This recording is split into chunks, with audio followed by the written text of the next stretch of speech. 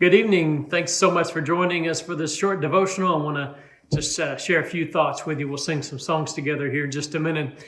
This morning in our morning worship service, we talked about the importance of Scripture in the life of a Christian. And this is the second in a three-part series. I'll be away next week, but then on the last Sunday of December, I'm going to conclude the short series in thinking about daily practices for anxious times on Sunday morning. So I hope you'll plan to be back with us either in person or joining us online on the 27th. And that's in a couple of weeks. But I wanted to share just a short devotional thought with you and following up with you to encourage you a little bit more. Last week we talked about prayer, and then the recorded devotional last Sunday night, I encouraged you just to give it a shot for the week to spend 15 minutes every day in prayer in quiet time with you and the Lord. And I want to encourage you tonight as we enter into another week, enter into the Christmas season, lots of busy stuff going on, lots of shopping, maybe family get-togethers, work parties, whatever you got going on in this kind of weird year. I don't know, maybe it's a little different, but just want to encourage you to, this is a good time. This is a good time to start, if you're not already doing it, to be disciplined in your approaching the disciplines, and that is to make time for Scripture. I gave some encouragement this morning about that. I want to read a passage that I didn't read this morning. This one's from Psalm 1. This is the introduction to the Psalms. Everything else in the Psalms is going to be about what this psalm kind of introduces, and I want to read it. But just listen to this, and this is who we want to be. This is who we want to be. Blessed is the man who walks not in the counsel of the wicked, nor stands in the way of sinners, nor sits in the seat of scoffers. But his delight is in the law of the Lord, and on his law he meditates day and night. He's like a tree planted by streams of water that yields its fruit in its season, and its leaf doesn't wither. And all that he does, he prospers. The wicked are not so, but are like chaff that the wind drives away. Therefore the wicked will not stand in judgment, nor sinners in the congregation of the righteous. For the Lord knows the way of the righteous, but the way of the wicked will perish. So Psalm 1:1-6. That's who we want to be. We want to be that person, that man, that woman. We want to be the person who is fruitful, who prospers in whatever we do. We want to be good parents, grandparents. If you're married, you want to be a good wife or husband. You want to be a good son or daughter. You want to be a good employee, employer, student. If you're single, you want to be faithful in your friendships and your relationships. We want to do well. We want to prosper. And as we've been talking about the last couple of weeks, especially, this has been a kind of an anxiety-producing year. It's been one in which we've been tempted to be distracted and discouraged and anxious. We need to be rooted. We need to be grounded. And that's what he's talking about in Psalm 1.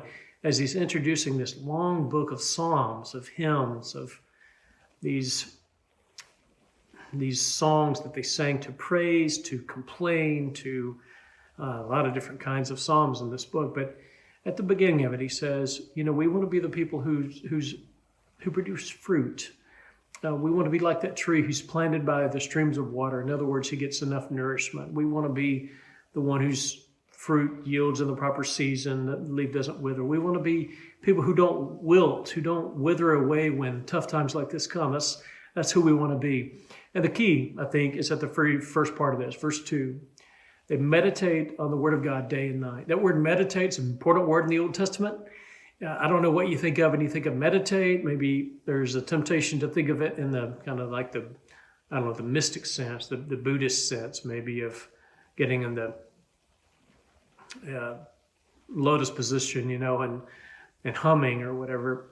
That's not actually what the word means, though it can mean being quiet, of course, but it doesn't necessarily mean that. In fact, they would have used the word meditate probably in the sense of speaking out loud the Scripture. It can mean the same word is used of like a lion who's growling over her prey. It can be used of a cow chewing its cud. And I like that image because I think of I think an accurate way to talk about meditation is we take the Word of God, which we read, and we chew on it. We just kind of think about it. Throughout the day, throughout the evening, at night, we just kind of chew on it for a while. It's meditating on it. So we read it, we spend time with it, we reflect on it, we study it, we meditate on it, we chew on it, we apply it. And do that this week if you would. I want to encourage you to make time for this. You got time for it. All of us are tempted to say we don't have time, but we do.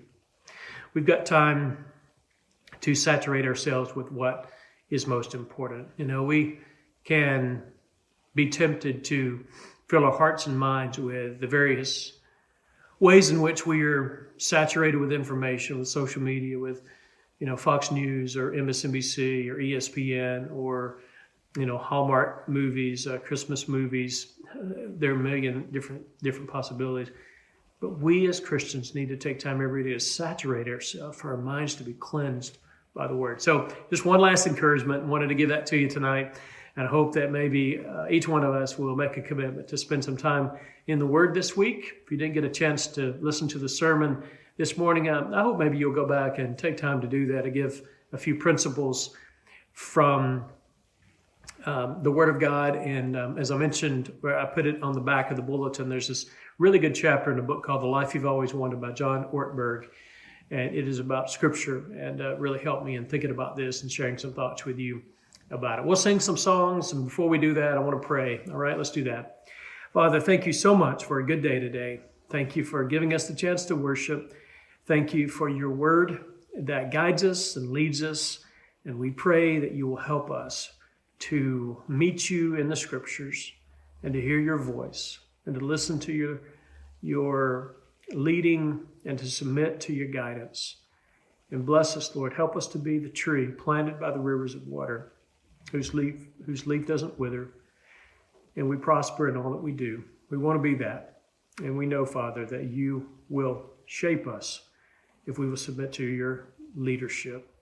We ask this in Jesus' name. Amen.